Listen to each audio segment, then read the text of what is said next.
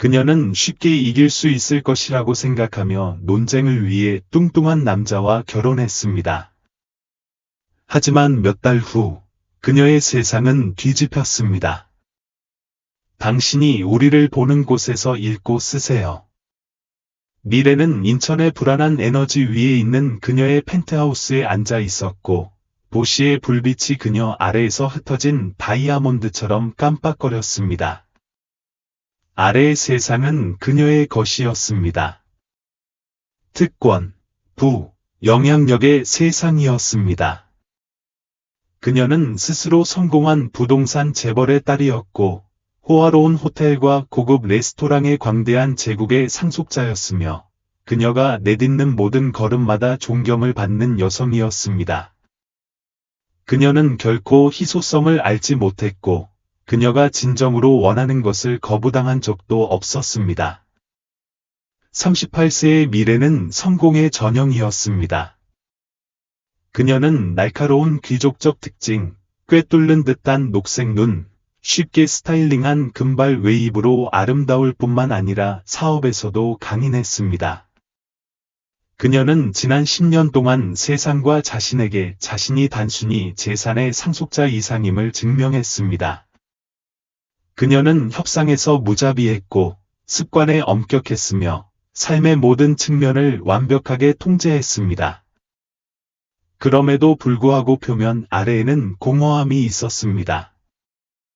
그녀의 삶은 꼼꼼하게 큐레이팅된 걸작이었지만 삭막하고 예측 가능한 것처럼 느껴졌습니다. 매일 아침 펜트하우스 테라스에서 일출 요가로 시작하여 유기농 과일과 녹즙으로 꼼꼼하게 준비된 아침 식사를 한 다음 투자자, 디자이너, 유명 고객과 연이어 회의를 가졌습니다.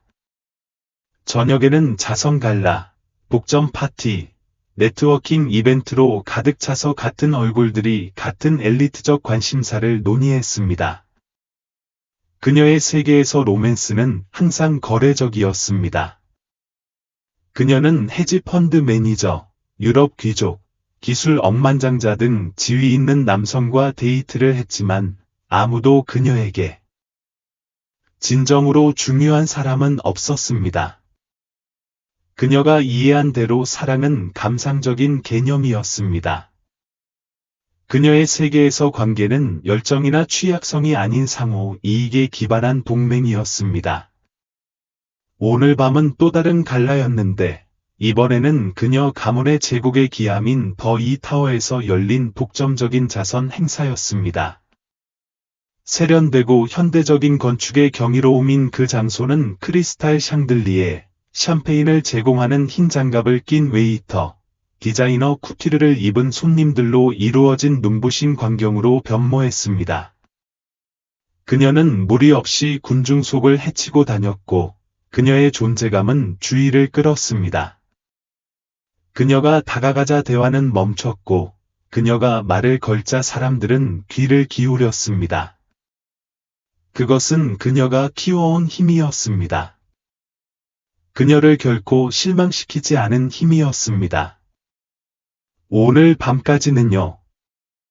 그녀는 그녀의 오빠인 창민이 대리석 바에 기대어 앉아 느긋하게 위스키를 돌리는 것을 보았습니다.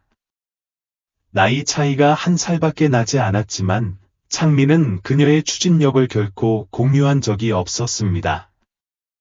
그는 책임의 부담 없이 가문의 부를 즐겼고 쾌락과 방종으로 가득한 삶을 사는 것에 만족했습니다. 미래와 달리 그는 세상을 정복할 대상이 아니라 재밌게 여겼습니다. 당신은 항상 세계 정복을 획책하는 듯해 그녀가 그에게 다가가자 그는 중얼거렸다. 그녀는 빙긋 웃었다. 그리고 뭔가 터무니없는 말을 하려는 듯해 그는 빙긋 웃으며 천천히 술을 한 모금 마시고는 그녀에게 고개를 기울였다. 뭔가 말해봐, 이지.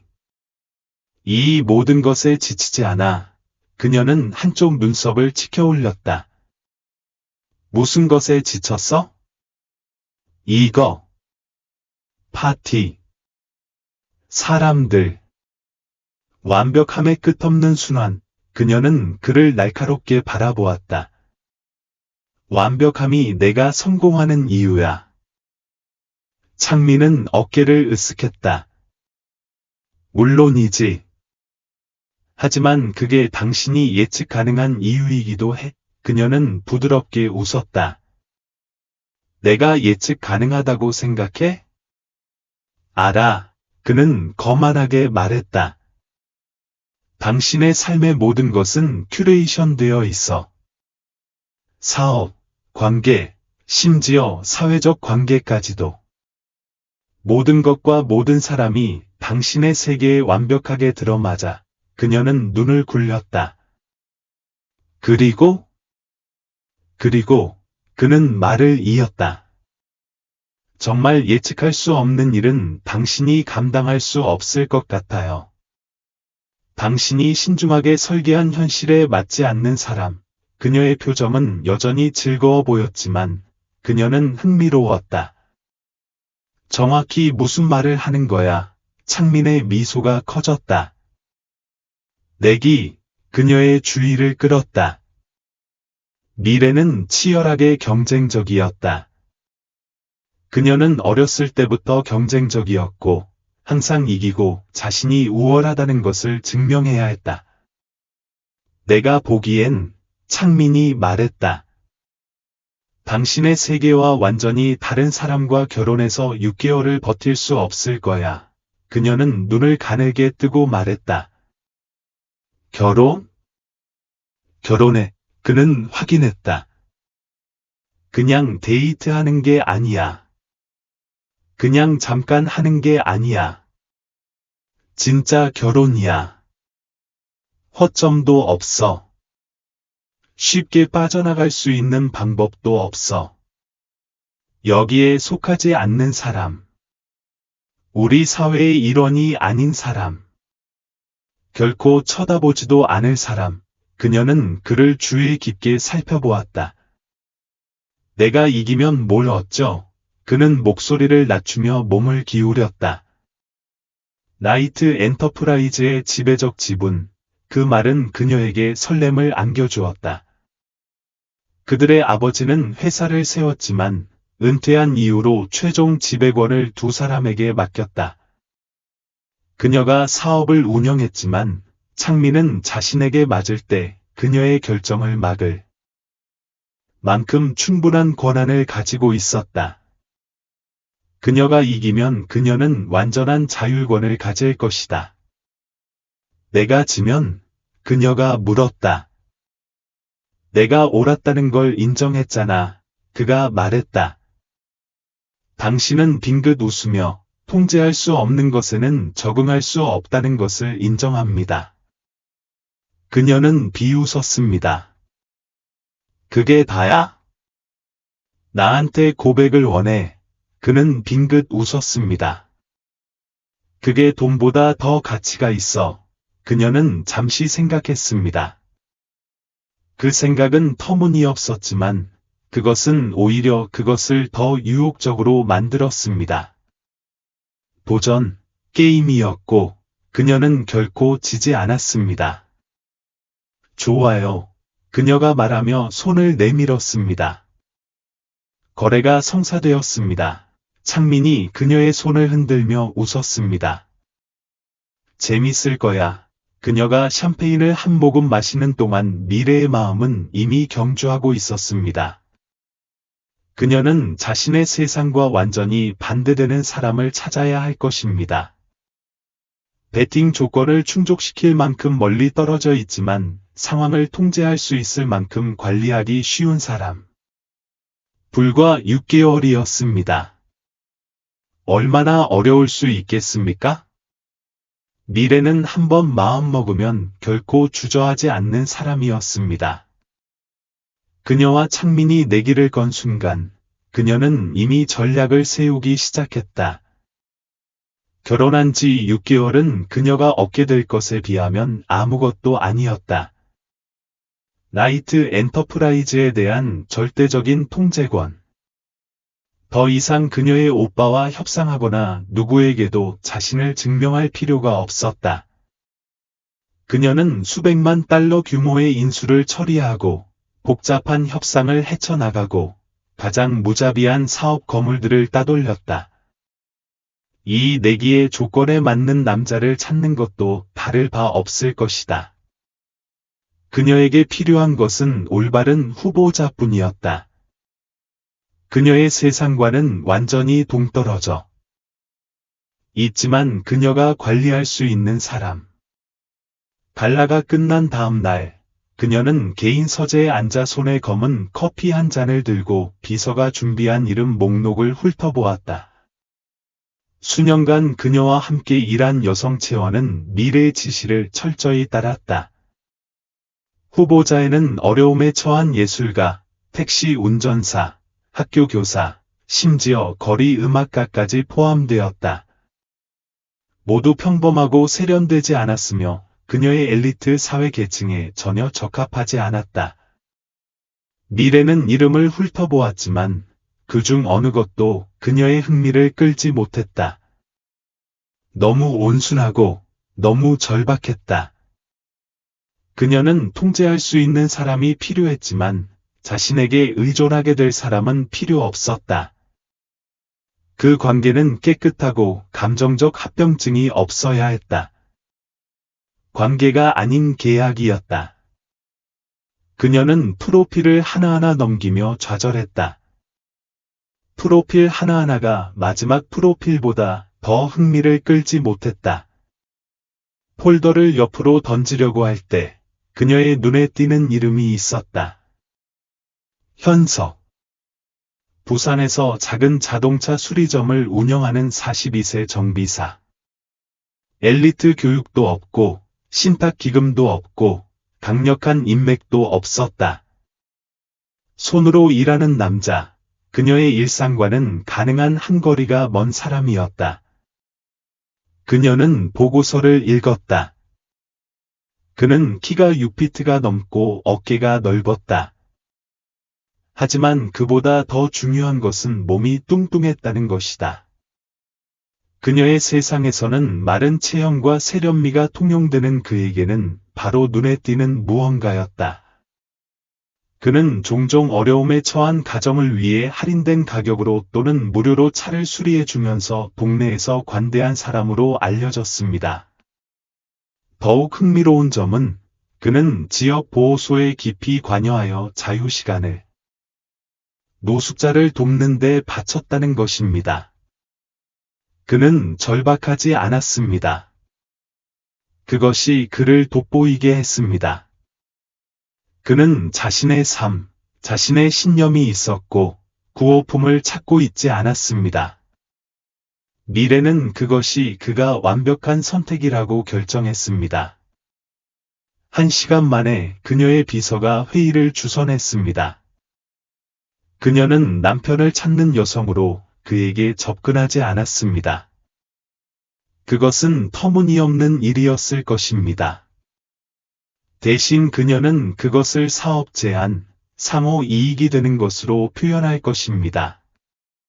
미래가 이해한 것이 하나 있다면 그것은 거절할 수 없는 제안을 만드는 방법이었습니다. 그녀는 그날 오후 늦게 그의 차고에 도착했습니다. 그녀와 그녀의 주변 환경 사이의 대조는 거의 코믹했습니다. 몸에 꼭 맞는 검은색 드레스 위에 흠잡을 데 없는 아이보리색 코트를 걸치고 디자이너 힐을 신고 갈라진 포장도로를 밟은 그녀는 기름때가 묻은 바닥과 쌓인 타이어 사이에서 전혀 어울리지 않는 듯 보였다. 현석은 오래된 세단을 수리하는 중이었고 그의 손은 기름으로 범벅이었다.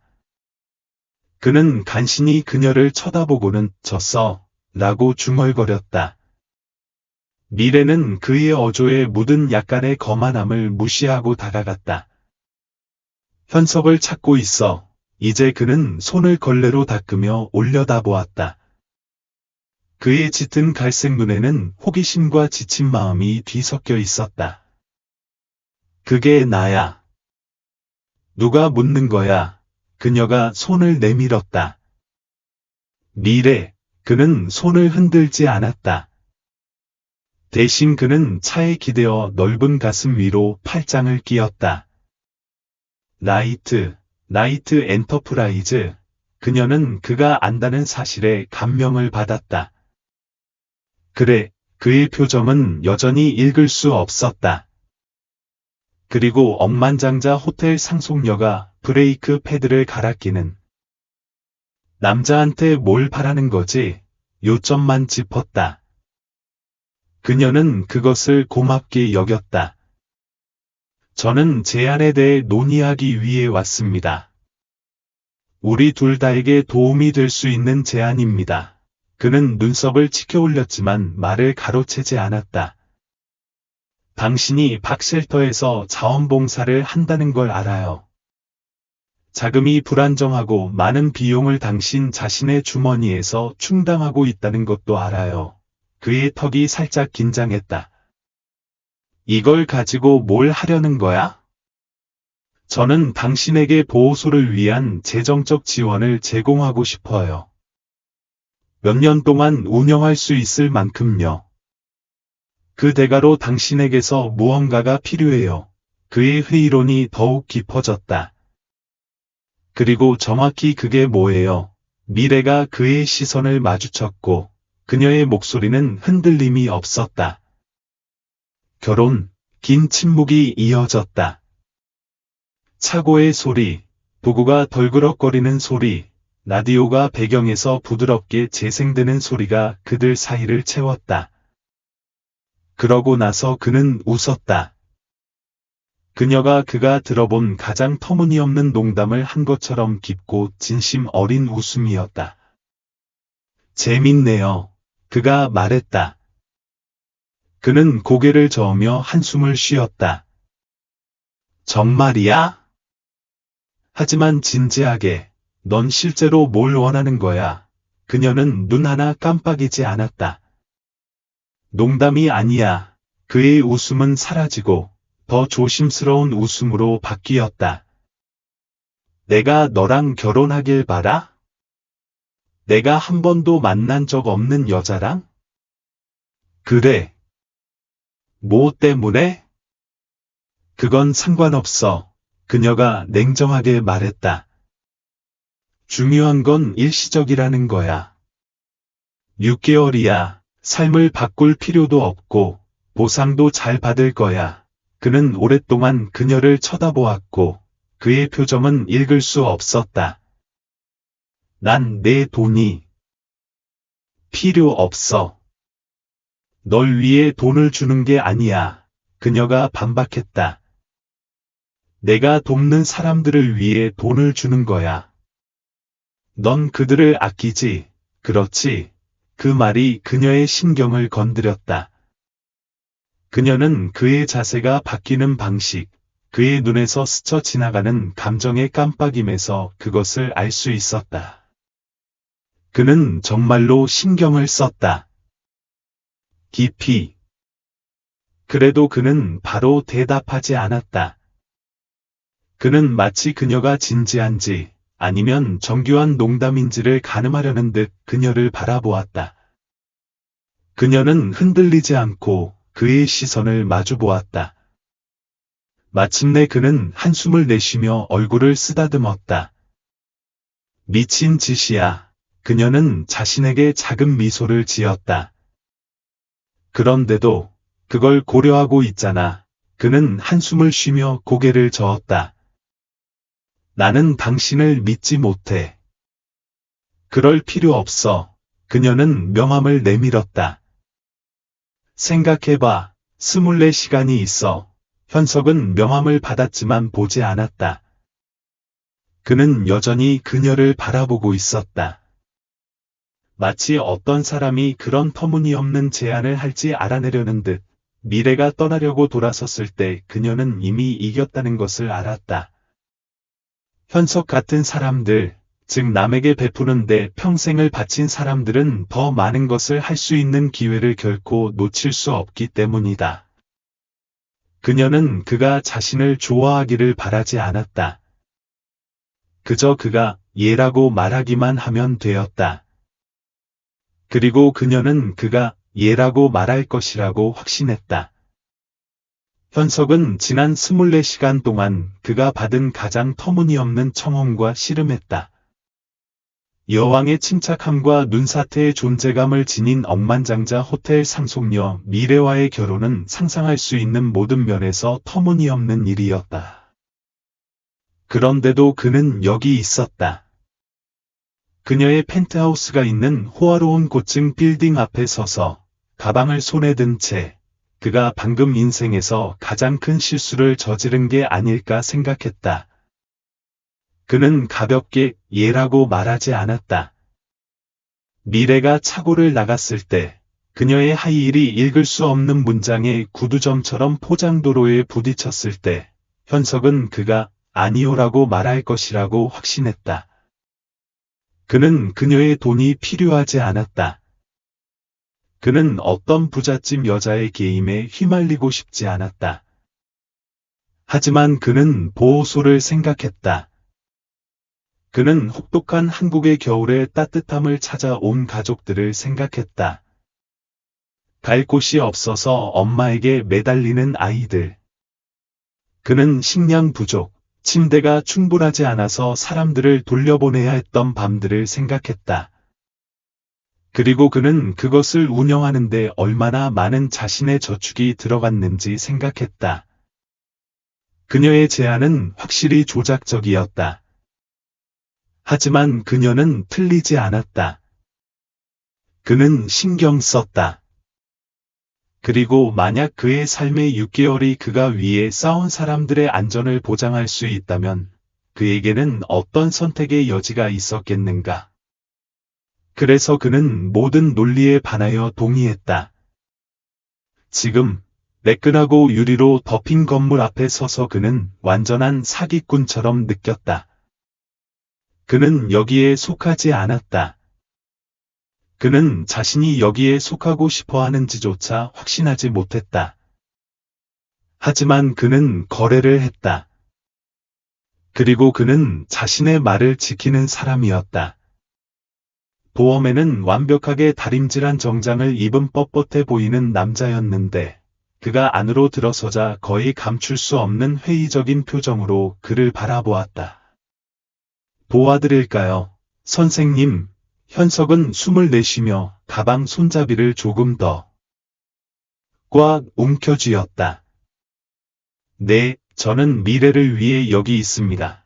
보험에는 눈을 깜빡이며 낡은 재킷을 입은 거칠고 어깨가 넓은 정비공과 깨끗한 미래 세계를 조화시키려고 애쓰는 듯했다. 그는 잠시 주저한 후 옆으로 물러나 엘리베이터를 가리켰다. 펜트하우스 층입니다. 선생님, 현석은 고개를 끄덕이며 엘리베이터에 올라탔고 누군가가 자신을 지켜보고 있는 것 같은 기분이 들었다. 다른 우주로 빨려 들어간 펜트하우스는 그가 예상했던 그대로였다. 엘리베이터 문이 열리자마자 바닥부터 천장까지 쭉 뻗은 거대한 유리창이 그를 맞이했고 숨막힐 듯 아름다운 한국 스카이라인이 보였다. 그 장소는 매끈한 표면, 미니멀한 장식, 그리고 그가 더욱 어색함을 느끼게 하는 섬뜩한 완벽함으로 가득했다. 미래는 이미 그를 기다리고 있었다. 그녀는 팔짱을 끼고 큰 대리석 주방 섬 근처에 서서 깔끔한 흰색 블라우스와 맞춤형 검은색 바지를 입고 금발머리를 손쉽게 올렸다. 그녀는 그를 보고 놀라지 않는 듯했다. 그녀는 만족스러워 보였다. 늦었네요. 그녀가 말했다. 현석이 눈썹을 치켜 올렸다. 시간이라고 한 건 몰랐어요. 그녀는 그저 고개를 옆복도 쪽으로 기울였다. 당신 방은 저쪽이에요. 게스트 스위트, 그러니까 그들은 침실을 공유하는 척도 하지 않은 거군요. 좋다. 적어도 그녀는 집안일을 할 생각이 없다는 뜻이니까. 그는 가방을 내려놓고 천천히 주변을 둘러보았다. 좋은 곳이네요. 그럴 만한 데는 쓸모가 있어요. 그녀가 차갑게 대답했다. 투어가 필요 없을 것 같아요. 길을 잃을까봐 걱정된다면 그럴 필요 없겠죠. 그녀는 주방을 가리키기 전에 그가 희미하게 미소를 지었다. 저는 규칙이 있어요. 규칙이 많아요. 필요할 때는 함께 행사에 참석할 거예요. 적절한 옷을 입어야 해요. 제 동료들 앞에서 저를 부끄럽게 만들지 마세요. 그리고 이런 하부는 엄격히 전문적이에요. 알겠어요. 현석이 대답하기 전에 잠시 머뭇거렸다. 알았어. 이제 내가 규칙을 정할 수 있는 거야? 아니면 독재야. 그녀는 별로 재밌어 보이지 않았다.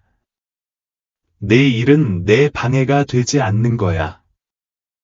그렇게 하면 우리는 이 6달을 잘 견뎌낼 거야. 현석은 왜 다른 것을 기대했는지 확신할 수 없었다. 그 다음 며칠 동안 그는 그들의 세계가 그저 다를 뿐만 아니라 완전히 양립할 수 없다는 것을 금세 깨달았다. 밀의 아침은 규칙적이었고 완벽한 분량의 아침 식사, 엄격한 일정, 그리고 그녀가 면도날처럼 효율적으로 진행하는 연이은 회의로 시작했습니다. 한편 현석의 아침은 일반적으로 팬케이크 한 접시, 진한 커피 한 잔, 그리고 오늘 하루 어느 엔진의 팔꿈치까지 담가야 할지 파악하는 것으로 구성되었습니다. 그들의 첫 번째 진짜 갈등은 음식 때문에 왔습니다. 현석은 일찍 일어나서 그녀의 거대한 최첨단 주방을 뒤적거렸고, 그녀의 냉장고에는 그가 거의 알아볼 수 없는 것들이 가득 차 있는 것을 발견했습니다. 유기농 채소, 수입 치즈, 모호한 건강 주스. 그는 결국 계란과 베이컨을 직접 만들기로 했습니다. 지글지글 타는 베이컨 냄새가 주방을 가득 채웠고, 그가 먹으려고 할 때 미래가 들어왔습니다. 그녀는 움직이지 않고 접시를 응시하며 마치 그것이 자신을 개인적으로 모욕한 것처럼 보였습니다. 그게 뭐야? 그는 아침 식사를 내려다보았습니다. 음식. 그녀는 숨을 크게 내쉬며 관자놀이를 문질렀다. 온 집안이 기름 냄새 날 거야. 그는 어깨를 으쓱했다. 요리란 그런 거야. 그녀는 속으로 무언가를 중얼거리며 냉장고에서 녹즙을 꺼냈다. 우리가 셰프를 두는 데는 이유가 있어. 그래, 글쎄, 나는 사실 작은 고급 음식을 먹는 타입이 아니야. 현석이 한 입 베어물며 말했다. 나는 진짜 음식을 좋아해. 그럼 그 과정에서 내 주방을 불태우지 마. 거기서부터 일은 더 심해졌다. 그녀는 그를 고급 재단사에게 끌고 갔고, 그는 치수를 재는 동안 뻣뻣하게 서 있었고, 아파트 전체보다 비싼 3피스 정장을 입혀주는 동안 마네킹처럼 느꼈다. 그는 어느 날 오후 그녀를 부산의 작은 식당으로 데려갔다. 그녀의 반응을 보기 위해서였다. 그녀는 마치 물릴 것처럼 라미네이트 메뉴를 응시한 다음 기름진 버거와 밀크쉐이크의 혐오감을 느껴가며 조심스럽게 블랙커피를 주문했다. 사교 모임에서 그녀는 그를 인천의 엘리트들이 있는 방으로 안내하며 소개했다. 그는 모든 것에 엄청난 어리석음에 웃지 않으려고 애쓰는 동안 부드럽고 계산된 매력으로 그를 소개했다. 그들은 기름과 물이었다. 하지만 현석을 가장 놀라게 한 것은 그들이 얼마나 다른지가 아니라 미래가 모든 것을, 심지어 그를 통제할 수 있다는 믿음이 얼마나 흔들리지 않는지였다. 그리고 아마도 그녀는 처음으로 통제받지 않는 사람을 만났을 것이다. 어느 날 늦은 저녁, 또 다른 조용하고 긴장된 저녁 식사를 마치고 현석은 발코니 난간에 기대어 서서 아래의 도시를 바라보았다. 미래는 그의 옆에 서서 팔짱을 끼고 먼 곳을 바라보았다. 이게 안 돼, 그가 마침내 말했다. 그녀는 그를 보지 않았다. 뭐가 안 돼? 그는 그들 사이로 손짓했다. 당신은 마치 나를 당신 세계로 밀어넣으면 내가 따라올 것처럼 행동하는군요. 그녀는 마침내 말하기 전에 오랫동안 침묵했다. 당신은 자신이 무엇에 서명하는지 알고 있었습니다. 그렇죠. 그는 인정했다. 하지만 당신은 몰랐던 것 같아요. 그녀는 그에게 돌아섰고 그녀의 눈에는 알 수 없는 무언가가 번쩍였다. 무슨 말이에요? 그는 숨을 내쉬며 고개를 저었다. 돈을 문제에 던져서 당신의 삶에 들어맞기를 기대할 수는 없어요. 사람들은 그렇게 일하지 않아요. 미래의 표정은 여전히 알 수 없었지만 처음으로 그녀는 즉시 그에게 반박하지 않았다. 어쩌면 아마도 그녀는 이 합의가 그녀가 계획했던 것처럼 간단하지 않을 것이라는 것을 깨닫기 시작했을 것이다. 현석이 이사 온 이후로 펜트하우스의 긴장은 더 커졌다. 그와 미래 사이의 모든 상호작용은 전쟁터처럼 느껴졌다. 통제를 위한 전쟁에서 벌어지는 작고 정확한 전투였다. 둘 다 쉽게 물러나지 않았고 둘 다 거래를 위해 그 합의를 용납했지만 그들의 깨지기 쉬운 휴전 협정의 균열은 날이 갈수록 깊어졌다. 현석은 상류사회의 남편 역할을 하는데 관심이 없었고 미래는 그의 캐주얼하고 세련되지 않은 방식에 인내심이 없었다. 그들은 거의 필요 이상의 말을 하지 않았고 말을 하더라도 그들의 대화는 날카로웠고 서로의 짜증으로 가득했다. 그래서 현석이 미래를 세인트 마크 쉼터로 초대했을 때 그녀는 당황했다. 처음에는 단호히 거절했다. 그녀가 익숙했던 깨끗하고 통제된 환경에서 너무나 멀리 떨어진 그의 세계로 들어가는 생각은 그녀를 불편하게 만들었다. 하지만 현석은 끈기 있게 버텼고 그가 선택의 여지 없이 그녀를 자신의 삶으로 끌어들였다고 며칠 동안 상기시킨 후에 그녀는 마침내 굴복했다. 부산으로 가는 운전은 조용했다. 미래는 고급차 뒷좌석에 앉아 다리를 꼬고 팔짱을 끼고 마치 어떤 처벌을 받기 위해 끌려가는 것처럼 도시가 지나가는 것을 지켜보았다. 그녀 옆에 앉은 현석은 더 편안해 보였지만 그에게는 조용한 기대감이 있었다. 그들이 마침내 도착했을 때 미래는 차에서 내려 주변을 둘러보았다. 보호소는 그녀가 과거에 기부했던 세련된 자선 갈라 기금을 받는 단체와는 전혀 달랐다. 페인트가 벗겨지고 입구에 퇴색된 간판이 있는 겸손하고 오래된 건물이었다. 거리에는 사람들이 줄지어 서 있었다. 어떤 사람들은 따뜻함을 위해 웅크리고 있었고, 다른 사람들은 낡은 가방에 자신이 가진 것을 조금 가지고 있었다. 미래는 오랜만에 제자리에 없는 기분이 들었다. 안에서는 음식과 살균제 냄새가 났다. 자원봉사자들은 재빨리 움직이며 식사를 나눠주고, 기부된 옷을 접고, 삶에 지친 듯한 주민들과 이야기를 나누었다. 그녀가 익숙했던 세련된 기업 공간과 달리 이곳은 살아있었다. 혼란스럽지만 목적이 있었다. 현석은 사람들의 이름을 부르며 인사하고 그들의 가족과 상황에 대해 물으며 여유롭게 공간을 돌아다녔다. 그녀는 10대에 조금 못 미치는 젊은 여성이 엉덩이에 유화를 얹고 그에게 다가가는 것을 지켜보았다. 우리는 임시주택 프로그램에 당신을 위한 자리를 마련했습니다. 현석이 안심시키는 미소를 지으며 그녀에게 말했다. 이번 주말까지는 머리 위에 진짜 지붕을 갖게 될 겁니다. 소녀는 즉시 안도했다. 고맙습니다. 현석, 그녀가 속삭였다. 미래는 그녀 안에서 무언가가 꿈틀거리는 것을 느꼈다. 낯선 불편함이었다. 그녀는 수많은 자선 행사에 참석했고 전국의 단체에 수백만 달러의 기부금을 서명했지만 그 기금에 직접적인 영향을 본 적은 없었다. 그녀는 그녀의 돈이 도움이 될 것이라고 생각되는 사람들과 같은 방에 있었던 적이 없었다.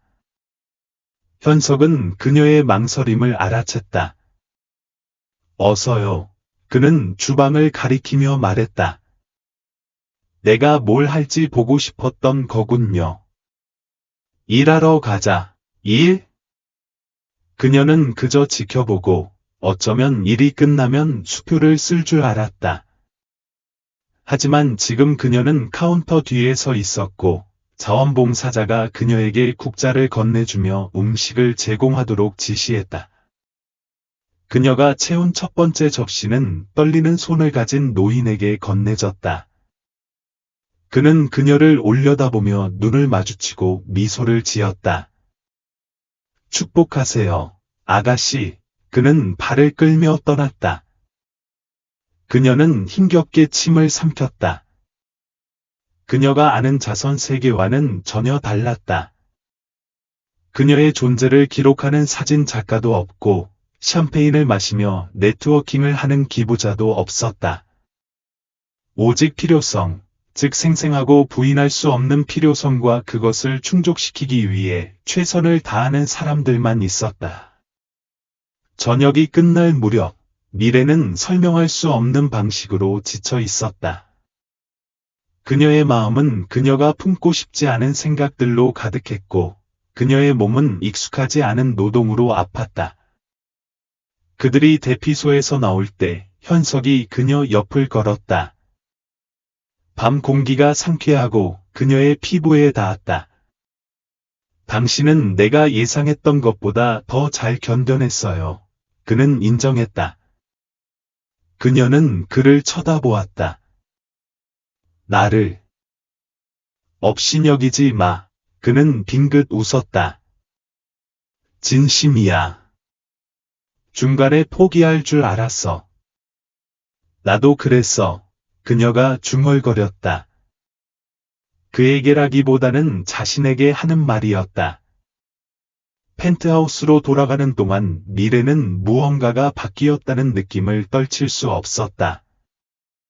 오랜만에 자신을 벗어나 진짜 무언가를 보았다는 느낌이었다. 하지만 그 깨달음을 받아들이는 대신 방어적인 자세를 취했다.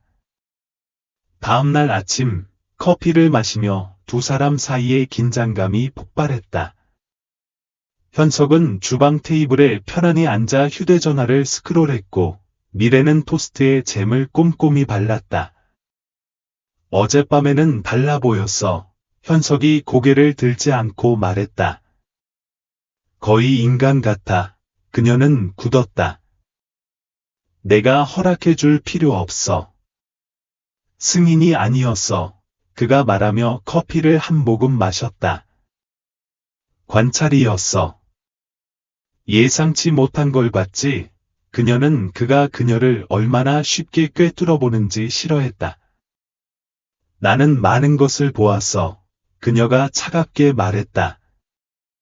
그중 아무것도 돈이 여전히 그 사람들을 돕는 가장 효과적인 방법이라는 사실을 바꾸지 못해.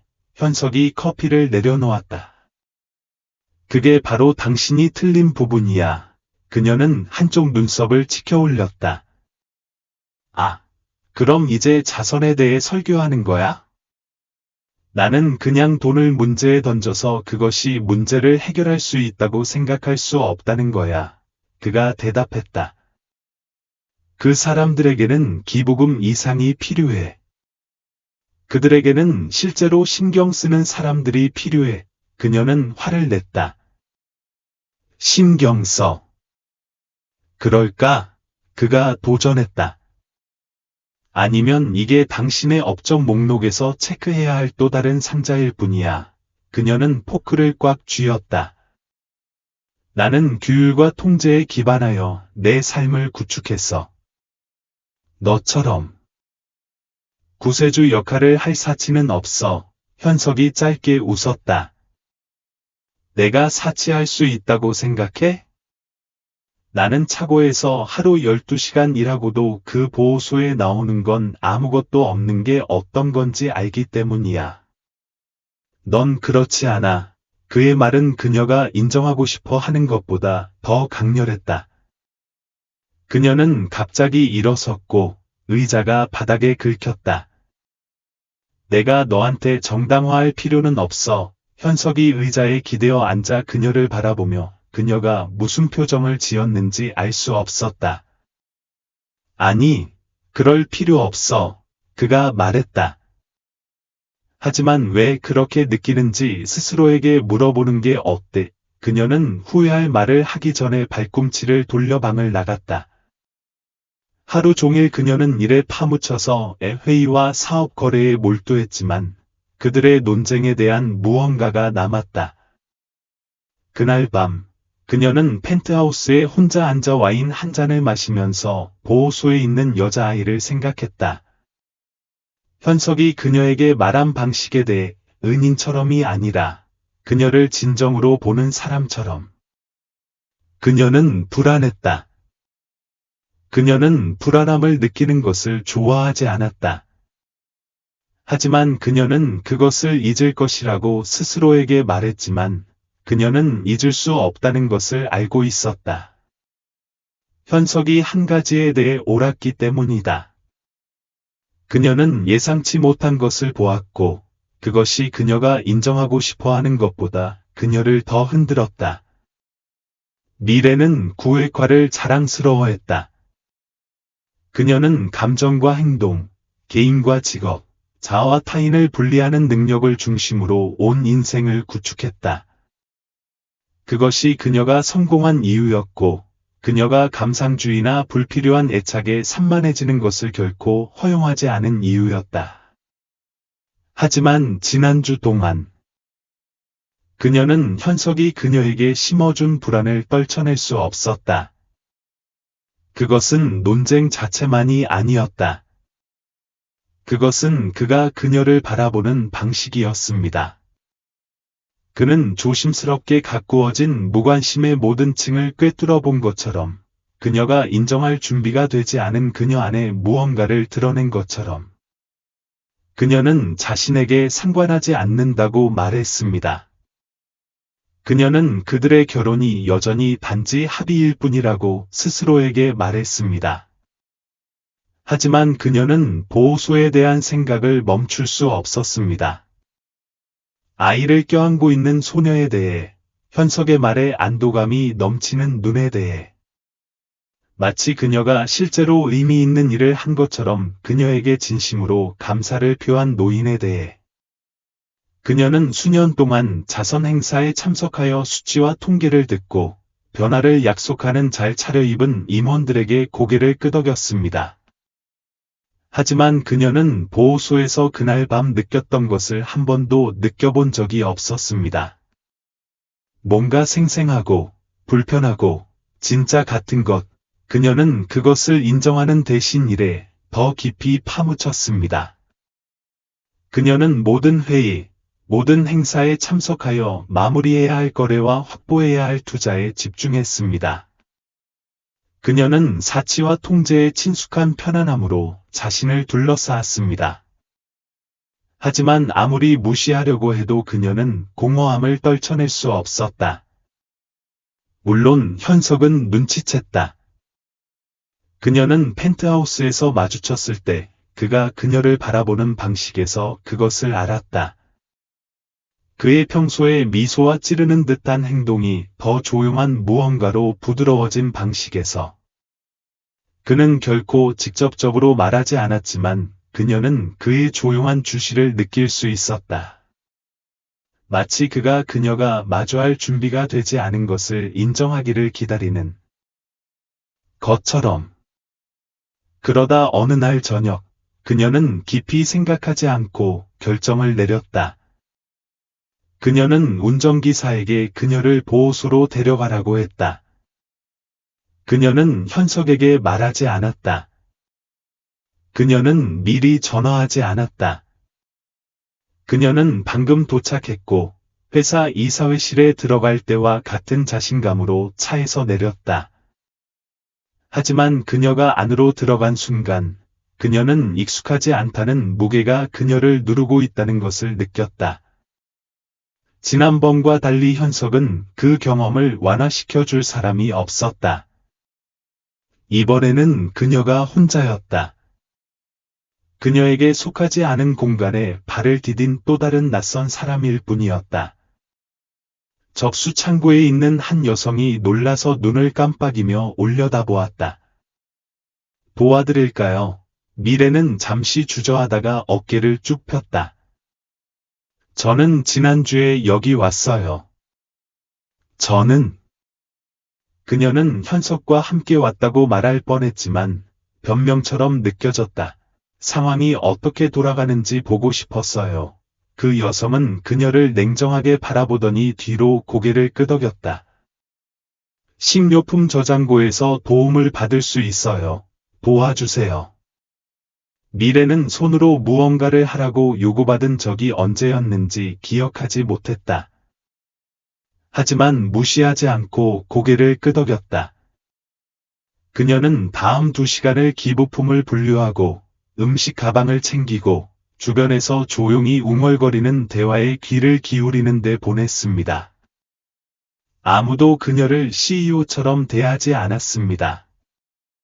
아무도 그녀의 이름에 아첨하지 않았습니다. 그녀는 그저 다른 손이었습니다. 그저 다른 사람이었습니다. 몇 년 만에 처음으로 그녀는 자신이 역할을 하고 있다고 느끼지 못했습니다. 그녀는 차가운 공기 속으로 나가서 현석이 팔짱을 끼고 차에 기대어 있는 것을 볼 때까지 얼마나 많은 시간이 흘렀는지 깨닫지 못했습니다. 늦었네요. 그가 말했습니다. 그녀는 눈살을 찌푸렸습니다. 내가 온다고 말하지 않았어. 아니, 하지만 내가 올 수도 있을 거라고 생각했어. 그녀는 그를 살펴보며 조롱거리를 찾았지만 아무것도 찾을 수 없었습니다. 호기심뿐이었습니다. 내가 뭐라고 하길 바라는지 모르겠어요. 그녀가 인정했습니다. 아무것도 기대하지 않아요. 그는 단순히 말했습니다. 하지만 미래, 널 알아.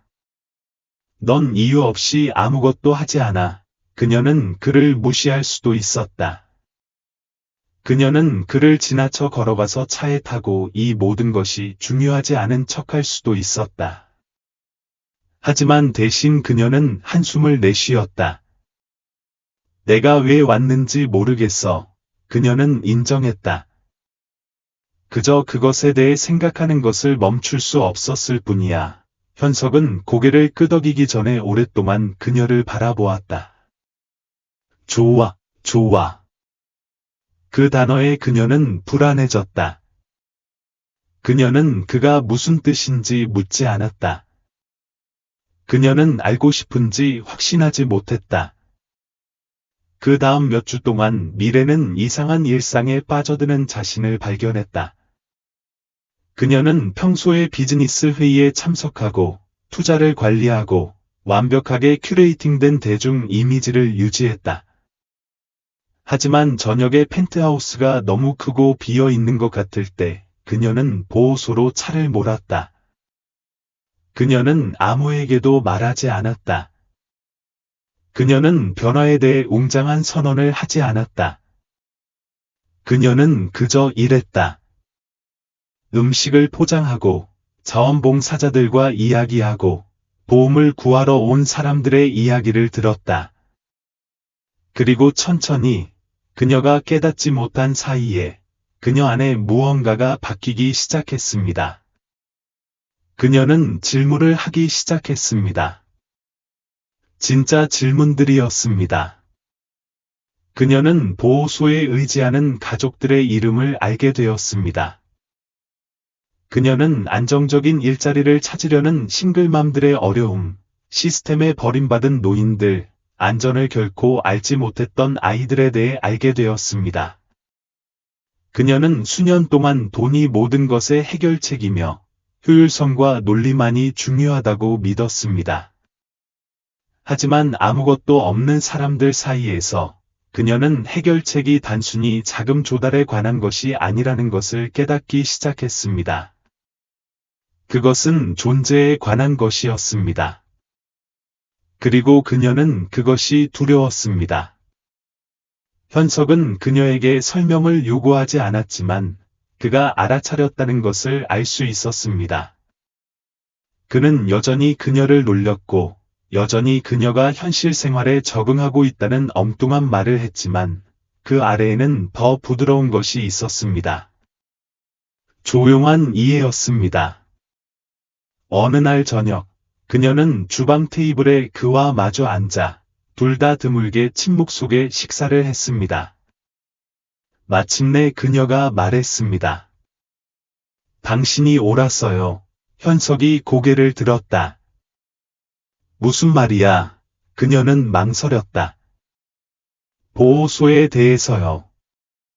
돈 이상의 것이 필요한 사람들에 대해서요. 그는 자랑하지 않았다.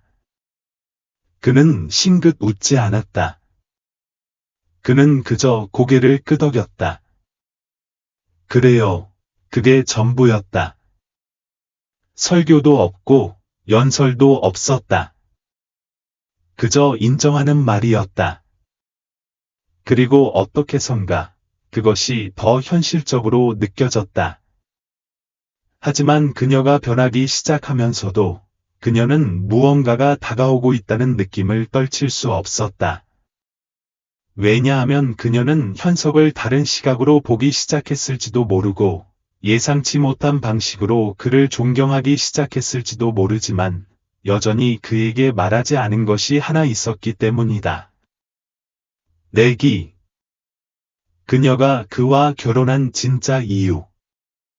그리고 그녀는 그것을 숨길 수 있다고 믿고 싶었지만 그녀의 어떤 부분은 진실이 드러날 것이라는 것을 알고 있었다. 그리고 진실이 드러나면 지난 몇 주 동안 그녀가 쌓아올린 모든 것이 무너질 것이었다. 미래는 날이 갈수록 비밀의 무게에 짓눌렸다. 그녀는 항상 위험을 관리하고 결과를 통제하고 감정을 단단히 잠그는 데 능숙했다. 하지만 이번에는 달랐다. 이건 단순한 사업 거래나 계산된 결정이 아니었다. 이건 진짜였다. 그리고 그녀의 통제에서 점점 더 벗어나고 있었다. 몇 주 동안 그녀의 삶은 두 개의 뚜렷한 부분으로 나뉘었다. 세상이 보는 미래가 있었다. 침착한 사업가, 자신감 넘치는 경영자 그리고 쉼터에서 밤늦게까지 지내고 사람들의 이야기를 듣고 성공과 가치에 대해 한때 믿었던 모든 것을 의심하기 시작한 미래가 있었다. 이 모든 것의 중심에는 현석이 있었다. 그녀는 그를 존경할 줄은 몰랐다. 신경 쓸 줄은 몰랐다. 하지만 신경 썼다. 그게 문제였다. 아무리 무시하고 싶어도 여전히 그들을 묶어두는 계약이 있었기 때문이다. 그녀가 오만하게 한 도박이었다. 그녀가 진정으로 잃을 것이라고는 생각지 못했던 도박이었다. 그녀는 자신에게 시간이 있다고 말했다. 그녀는 그것을 고칠 방법을 알아낼 수 있다고 말했다. 하지만 진실은 최악의 방식으로 드러났다. 그렇지 않으면 평범한 저녁이었다. 그녀는 방금 회의에서 돌아와서 펜트하우스에 들어서자 현석이 소파에 앉아 휴대전화를 스크롤하고 있었다. 그녀가 그의 얼굴 표정을 볼 때까지는 별 다른 것이 없었다. 긴장했다. 경계했다. 마치 이미 무언가를 알고 있는 것처럼. 그녀는 망설였다. 무슨 일이야? 현석은 바로 대답하지 않았다. 대신 그는 휴대전화를 그녀에게 돌렸다. 그리고 그녀는 화면에 나온 것을 보고 배가 뒤집혔다. 그것은 기사였다. 나이트 가문의 제국을 분석한 경제 칼럼이었다. 그리고 그 안에 그녀의 피가 식게 하는 한 달락이 묻혀 있었다. 추측이었지만 사실에 근거한 추측이었다. 정보원에 따르면 미래의 최근 결혼은 가족 내부의 도박과 관련이 있다고 한다. 성공하면 W 엔터프라이즈에 대한 완전한 통제권을 그녀에게 부여할 것이다. 확인되지는 않았지만 인천 엘리트층 내부의 소문에 따르면 그녀가 남편을 선택한 것은 감상적인 것보다 전략적이었을 가능성이 있다. 두 사람 사이에 침묵이 흘렀다. 현석은 전화기를 내려놓고 그녀의 시선을 마주쳤다. 사실이 아니라고 말해. 그녀는 입을 열었지만 아무 말도 나오지 않았다. 그는 크게 숨을 내쉬며 고개를 저었다. 맙소사, 미래, 그녀는 침착함을 유지하려고 애썼다. 그보다 더 복잡해. 그럴까? 그의 목소리는 딱딱하고 끊겼다. 내가 서 있는 곳에서 보면 꽤 간단해 보이거든. 6개월 동안 남편이 필요했으니까 편리한 사람을 찾았지. 나를 찾았지. 그녀의 목이 조여왔다. 그렇지 않았어. 그럼 어땠는지 말해. 그는 도전했다. 이게 당신에게 게임이 아니었던 부분이 뭔지 말해. 그녀는 말하고 싶었다.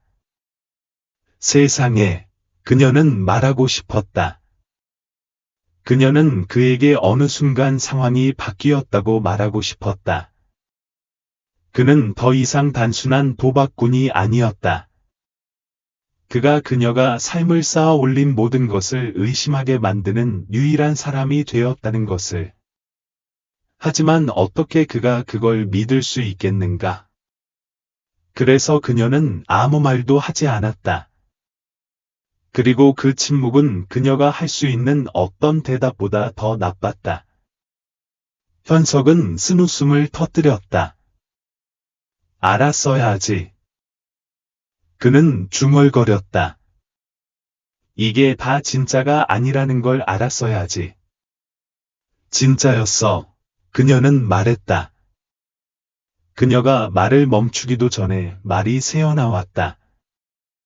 그는 고개를 저었다. 아니. 편리했어. 그리고 당신은 그 대피소에 서서 그 사람들과 이야기하고 정말로 신경 쓰는 척할 용기가 있었고 그동안 내내 이게 당신의 파워 무브 중 하나일 뿐이었어요.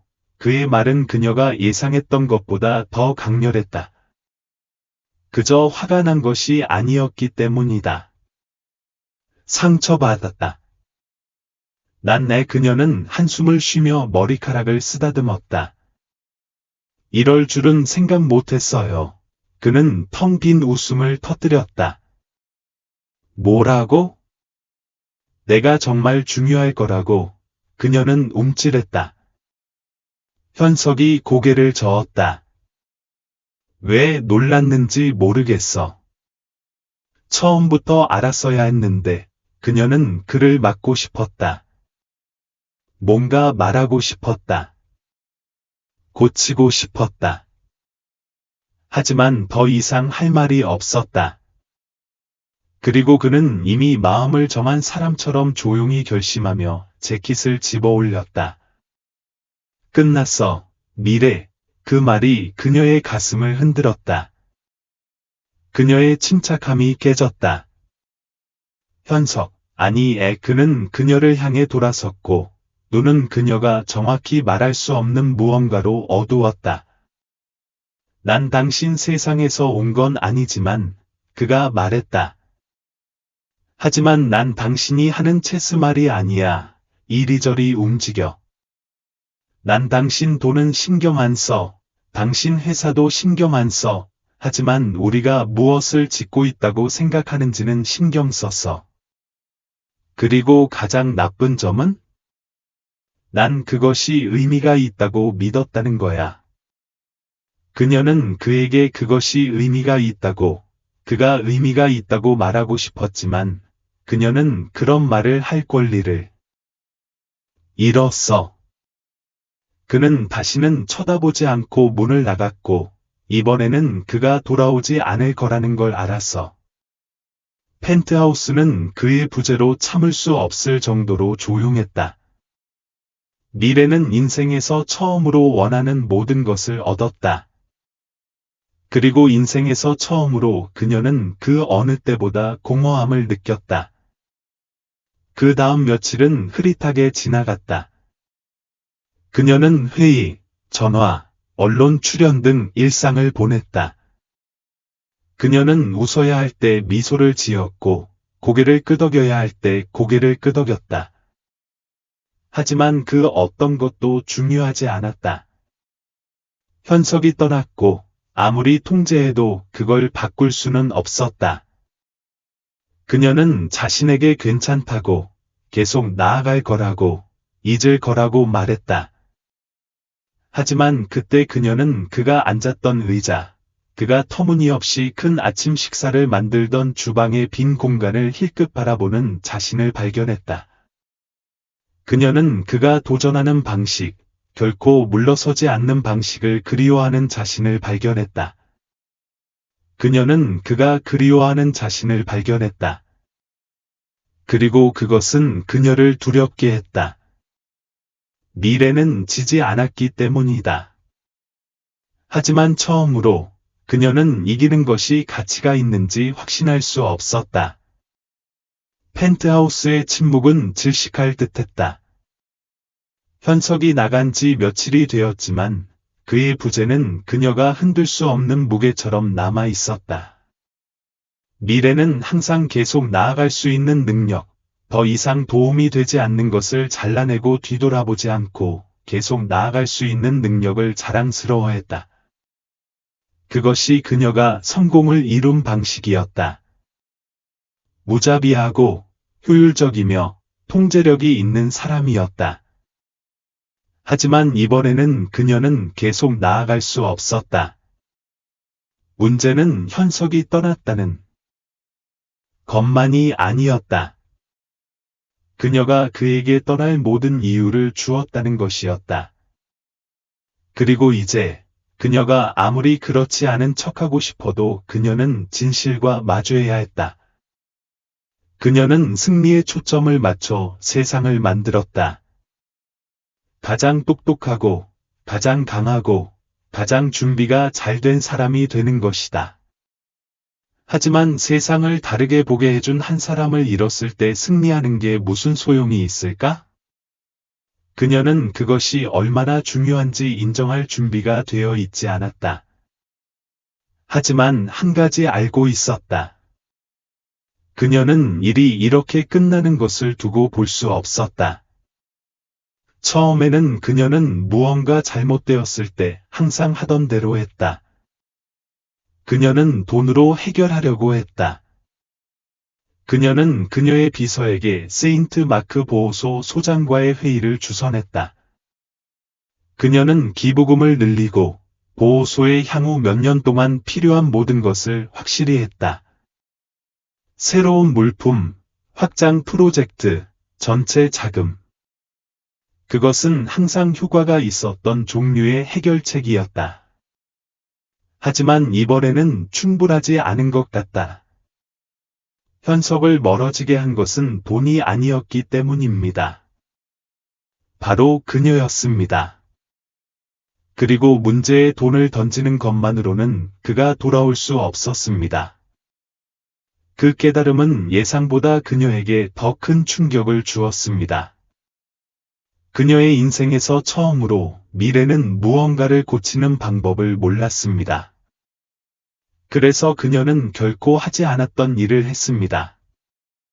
그녀는 경청했습니다.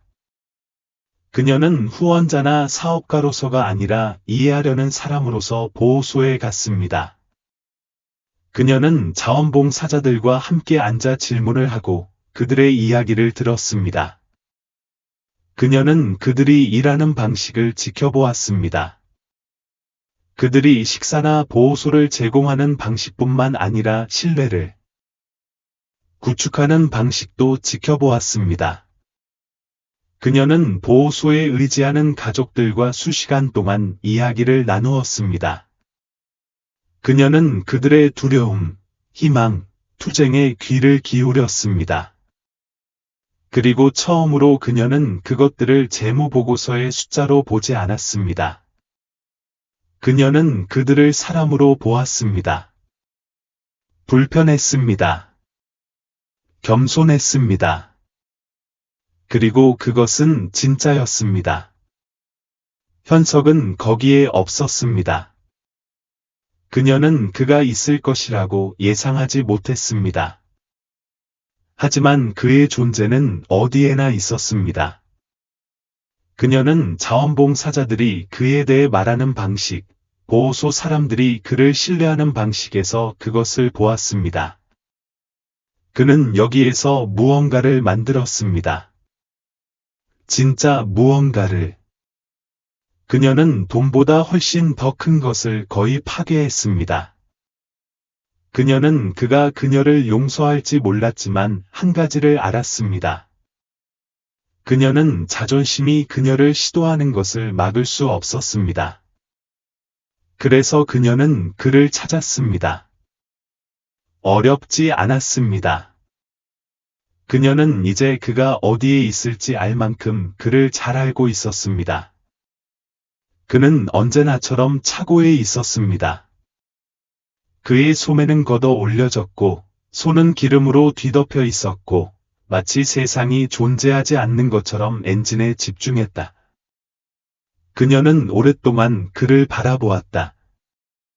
그녀는 그를 자신의 세계에 맞추려고 많은 시간을 보냈고, 그가 움직이는 방식을 제어하려고 했다.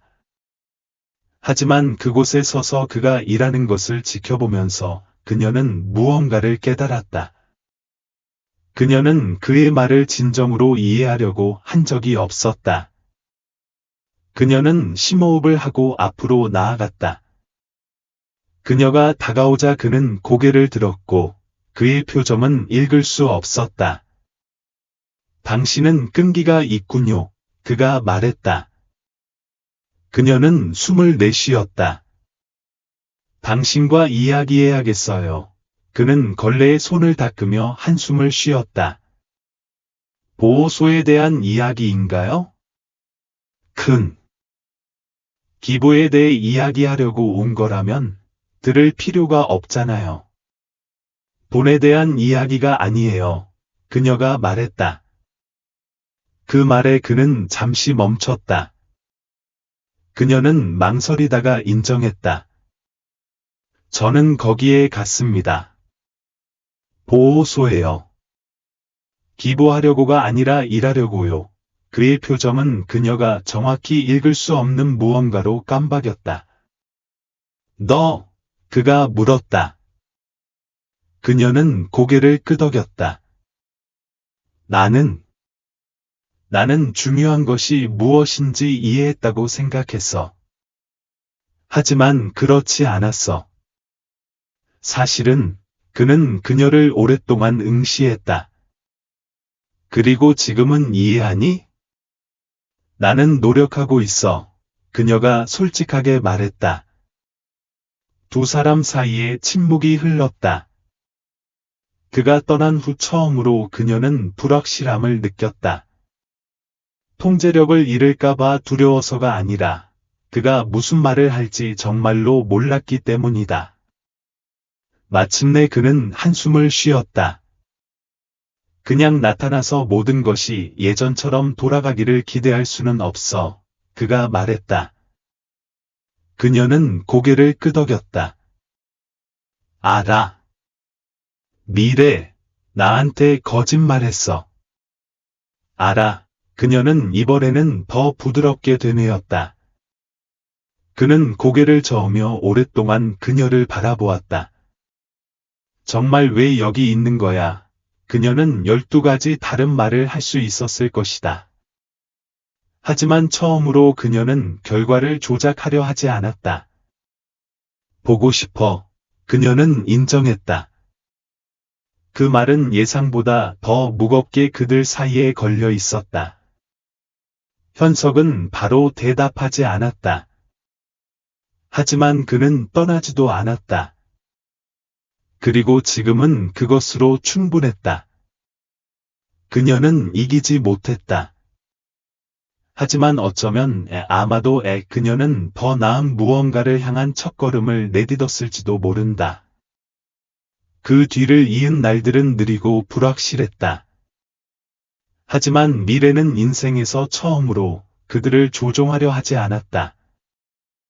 그녀는 현석에게 답을 요구하지 않았다. 그녀는 모든 것을 예전처럼 되돌리려 하지 않았다. 대신 그녀는 시간이 해야 할 일을 하도록 내버려 두었다. 그녀는 보호소에 계속 갔다. 그를 위해서가 아니라, 무언가를 증명하기 위해서가 아니라, 자신이 그곳에 있고 싶다는 것을 깨달았기 때문이다. 그녀는 권력, 통제 또는 승리와 관련된 것이 아닌 무언가의 일부가 되고 싶었다. 그녀는 자신의 세계를 넘어선 세상을 이해하고 싶었다. 그리고 천천히 일들이 바뀌기 시작했다. 현석은 서둘러 그녀를 용서하지 않았다. 하지만 그는 그녀를 완전히 차단하지도 않았다. 어떤 날, 그들은 지나가면서 이야기를 나누었다. 거의 평범하게 느껴지는 작은 대화였다. 다른 날, 그는 그녀를 거의 보지 않았고, 그들 사이에는 여전히 과거의 무게가 무거웠다. 하지만 그는 그녀에게 떠나라고 말하지 않았다. 그리고 그것은 의미 있는 일이었다. 새로운 커뮤니티 센터가 문을 여는 날 밤, 미래는 일찍 도착했다. 평소의 디자이너 앙상블이 아닌 단순한 옷을 입고 있었다. 그녀는 명예 손님으로 여기 온 것이 아니었다. 그녀는 보이기 위해 여기 온 것이 아니었다. 그녀는 그저 여기 있었다. 센터는 활기로 가득 찼습니다. 가족들이 몰려들고 자원봉사자들이 음식 스테이션, 건강검진, 취업 지원 부스를 설치하기 위해 재빨리 움직였습니다. 이 행사 전체는 보호소가 수년간 노력해온 바를 증명하는 것이었습니다. 그리고 이번에는 미래가 돈에 대해 생각하지 않았습니다. 그녀는 사람들에 대해 생각했습니다. 그녀는 방 건너편에서 자원봉사자 그룹과 이야기하는 현석을 보았습니다. 그의 자세는 편안했고 그의 깊은 웃음소리가 공간 전체에 울려 퍼졌습니다. 잠시 동안 그녀는 그를 지켜보았습니다. 그는 여기에 속했습니다.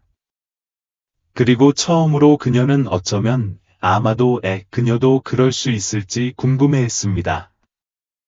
그녀는 바로 그에게 다가가지 않았습니다. 대신 그녀는 할 수 있는 곳에서 저녁을 보냈습니다. 음식 접시를 나눠주고 직장을 잃은 후 안정적인 주거지를 찾는데 어려움을 겪는 이야기를 들려준 나이든 여성과 함께 앉았습니다. 미래는 경청했습니다. 정말 경청했습니다. 그리고 처음으로 그녀는 어색함을 느끼지 않았습니다. 밤이 끝나갈 무렵, 현석이 마침내 그녀에게 다가왔다. 그녀는 그에게 돌아섰지만 무엇을 기대해야 할지 확신이 서지 않았다. 당신은 곁에 있었군요. 그는 간단히 말했다. 그녀는 고개를 끄덕였다. 저는 그러고 싶었어요. 그는 잠시 그녀를 쳐다보더니 고개를 저으며 숨을 내쉬었다. 미래야, 널 어떻게 해야 할지 모르겠어. 그녀는 작고 건조한 웃음을 터뜨렸다. 나도 나를 어떻게 해야 할지 모르겠어. 적어도 그 말은 그를 웃게 했다. 그녀가 마침내 다시 입을 열기 전까지 긴 침묵이 흘렀다. 당신이 나를 용서해 줄 거라고 기대하지는 않아. 용서해야 할지조차 모르겠어. 하지만 지금은 내가 세상을 다르게 본다는 걸 알려드리고 싶었어. 그는 바로 아무 말도 하지 않았다. 그리고 마침내 고개를 끄덕였다. 좋아, 그는 말했다. 그리고 어떻게 된 일인지 그 한마디가 그가 그녀에게 한 말 중 가장 중요한 말처럼 느껴졌다. 그녀는 다음에 무슨 일이 일어날지 몰랐다. 어쩌면 그들은 서로에게 돌아갈 길을 찾을지도 모른다. 어쩌면 그렇지 않을지도 모른다. 하지만 그녀의 인생에서 처음으로 미래는 미지의 것을 두려워하지 않았다. 처음으로 그녀는 모든 답을 가지고 있지 않아도 괜찮다고 생각했다. 그녀는 평생 통제가 행복의 열쇠라고 믿으며 살았다. 하지만 여기, 붐비는 커뮤니티 센터 한가운데에 서서 한때 아무것도 없었던 사람들과 함께 웃는 현석을 보면서 그녀는 무언가를 깨달았다. 행복은 통제가 아니다. 그것은 나타나는 것이다. 그리고 처음으로 그녀는 바로 그것을 할 준비가 되었다.